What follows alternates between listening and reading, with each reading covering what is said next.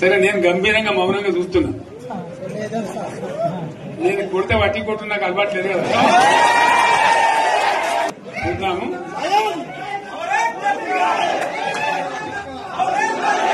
నా రోజులు కానీ అన్నట్టుగా నేను చూస్తా ఉన్నా. కానీ మనోళ్ళందరూ కూడా ప్రతిపాదిస్తుంది ఏంటంటే, ఒక సంవత్సరం జరిగిపోయింది, సంగమేశ్వర ఆన్నే పన్నది, బసవేశ్వర ఆన్నే పన్నది, పాలమూరు ఉత్పత్తుల పథకం ఆన్నే పన్నది, కాళేశ్వరం అట్లా ఎండబెడుతున్నారు, ఇవన్నీ అన్యాయాలున్నాయి. కాబట్టి ఫిబ్రవరి నెలాఖరులో ఒక పెద్ద బహిరంగ సభ పెట్టాలి, ఇక్కడ కథ చూడాలి అని జరుగుతూ ఉంది.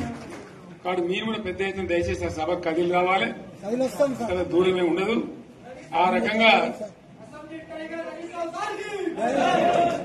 తెలంగాణ శక్తి ఏందో మరొకసారి చూపించి వీళ్ళ మెడలు వంచి ఇప్పుడు సాధించాలి. భవిష్యత్ కోసం కూడా కొట్టాడకు మనం సిద్ధంగా ఉండాలని తెలియజేసుకుంటూ, పరమేశ్వర్ గారికి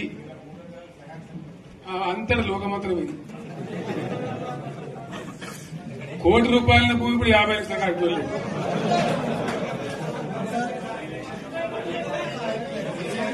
ఈ ఒక్కని బాధ ఒక ఆయన వచ్చింది, మన ఒక ఆయన ఒక 10 మంది వచ్చారు హైదరాబాద్కి. అందులోకి 2 ముస్లిం సోదరులు వచ్చారు. साहब सोप तबाह हो गया, इफलासी मुफलसी बच्चे क्या दबे होगा, तुम्हारा क्या हुआ बहन, तुम्हारा क्या हुआ, तुम हैदराबाद में तुम लोग हैं, मेरा कारोबार है साहब, मेरा छोटा मोटा कारोबार है, होटल भी है, 70% गिर गया।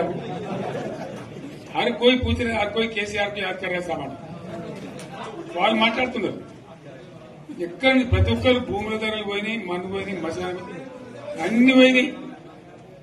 ఎంత మంచిగా 4 ఎకరాల రైతు నేను 4 కోట్ల ఆసామని అనుకుంటుండే, అంత ధీమా ఉంది, ఎంత బాగుంటే.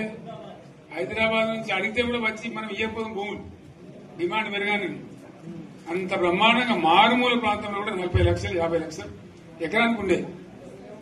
అటువంటిది సగానికి సగం పడిపోయి మొత్తం నాశనం చేశారు. వీళ్ళు ఇట్లే వదిలిపెడితే ఇంకింత నాశనం అవుతుంది. కాబట్టి మనం కొట్లాడాల్సిందే.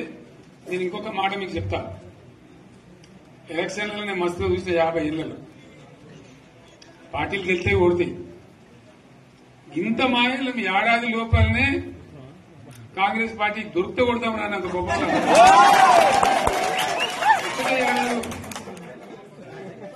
ఇంకా వాళ్ళ పొంద తెలివికి నిన్న వారి పార్టీ మంది పెట్టలు అదేందో పోలింగ్ పెట్టిన వాడు చూసిరా మీరు. ఆ పోలింగ్ పెడితే 70% మనకు వచ్చింది, 30% మనకు. వాడు పెట్టింది మనం పెట్టింది కాదు. 75 ఈ పరిస్థితి. అదే నేను ఏమంటున్నా అంటే, ఫామ్ హౌస్ అంటే ఏముంటది, వారి ఉంటది, మాకు ఉంటది, అల్లం ఉంటది. కాంగ్రెస్ వాళ్ళు అంతా మనసు చేస్తే పారబడి తవ్వచ్చు కూడా లంగత. దీన్ని ఫామ్ హౌస్ అని మనం బదనాం చేసి అంతే కదా. నేను ఏమంటున్నా అంటే, అన్ని మబ్బులు వీడిపోయినట్టు ప్రజలకు అన్ని తెలిసిపోతున్నాయి. మంచి ఏంది, చెడ్డ ఏంది, ఏం జరిగింది అన్ని ఇంకా ఘోరమైందని చెప్తున్నా.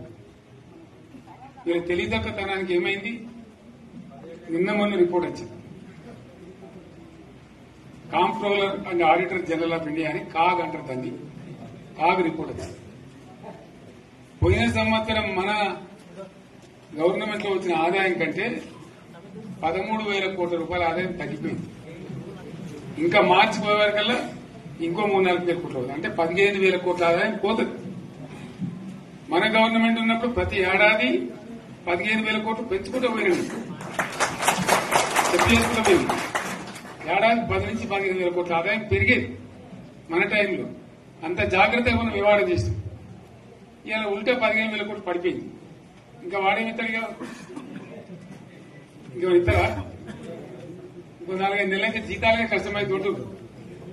అందరు పెండింగ్ పెట్టి రిటైర్ అయిన దొరుకుతారు పైసలు, మీరు చూస్తారు కదా పేపర్లలో. సో ఆ విధంగా రాష్ట్ర ఆర్థిక పరిస్థితిని కూడా దివాలా తీయించారు. ఇవాళనేం కాదు, 100కు 100% ఇప్పటికే ప్రజల నిర్ణయానికి వచ్చిండ్రు. డెఫినెట్ గా రాబోయే గవర్నమెంట్ మనదే అని అనుమానం కూడా అవసరం లేదు. ప్రాజెక్టు చెరువు కింద నీళ్లు తీసుకుంటే బంద్ చేసినాం, నీటి తీరువ రద్దు చేసినాం. అట్లా ఎన్నో సదుపాయాలు చేసుకున్నాం రైతులకు. బాగా జరుగుతుండే. అప్పుడప్పుడు ఏమవుతుంది, కొన్ని దుష్ట దినాలు వస్తాయి, చెడు గడియలు వస్తాయి.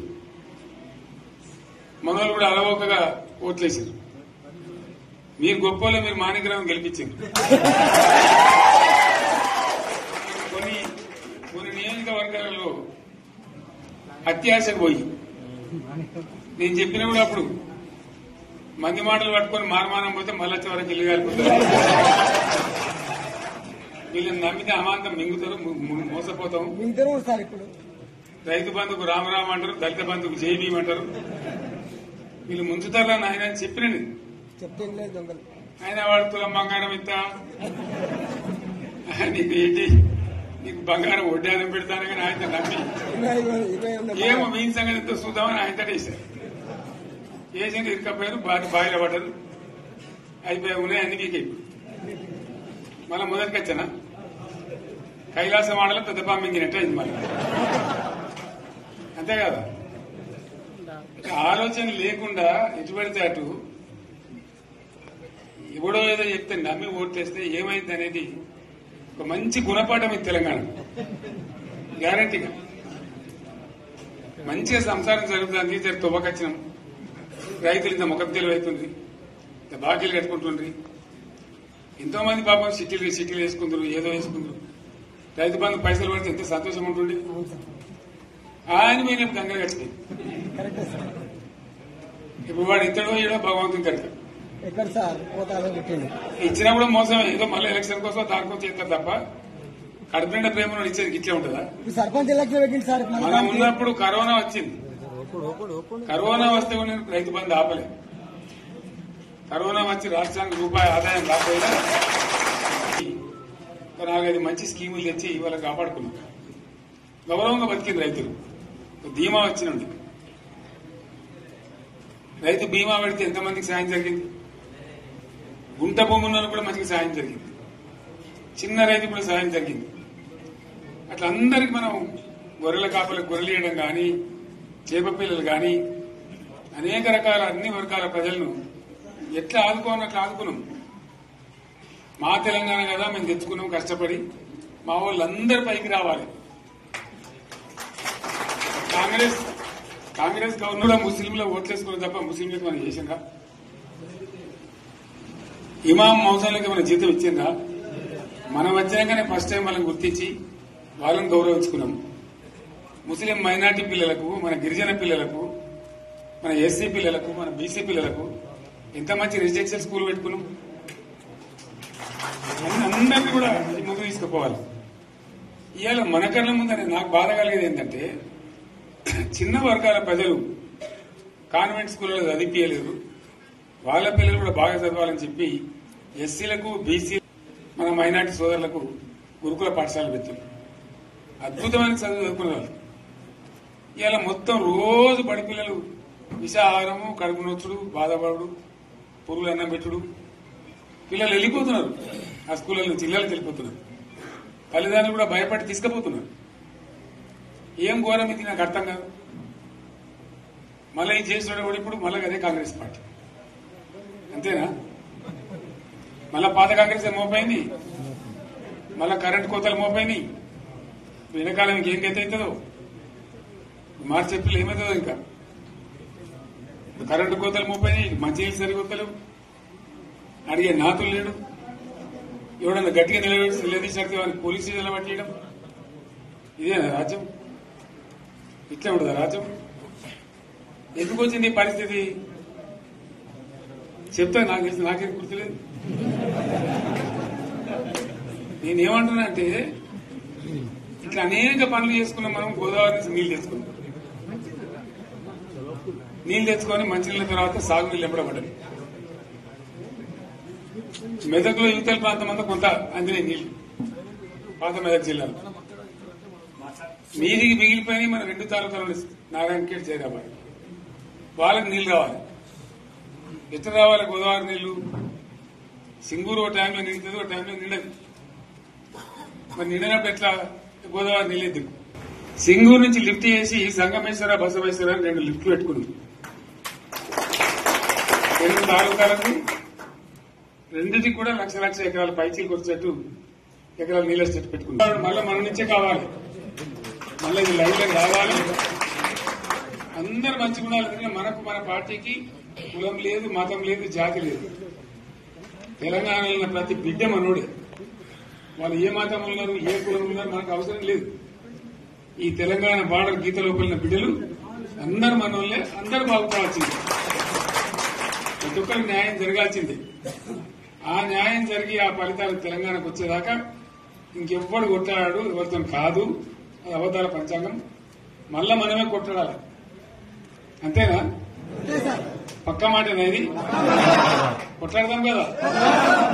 ప్రాణం పోయినా సరే తెలంగాణకు రక్షకులు మనమే, తెగించి కొట్లాడాల్సిందే. తెలంగాణ హక్కులను కొట్లాడాల్సిందే, మనమే కొట్లాడి తీరాల్సిందే. అనే రెండవ మాట లేదు. కాబట్టి దయచేసి అవసరమైన సందర్భంలో మీ జిల్లా నాయకులు పిలిపిస్తారు, రాష్ట్రం నుంచి నేను కూడా పిలిపిస్తాను.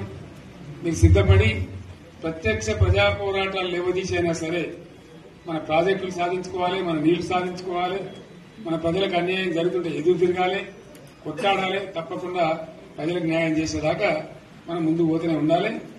తెలంగాణ కోసమే బయలుదేరిన జెండా గులాబీ జెండా. తెలంగాణను సాధించింది గులాబీ జెండా. తెలంగాణను మంచిగా చేసి లైన్లో పెట్టింది గులాబీ జెండా. భారతదేశంలో నంబర్ 1 అనేక విషయాల్లో చేసి సాధించి చూపెట్టింది గులాబీ జెండా. Please subscribe Telugu Politics.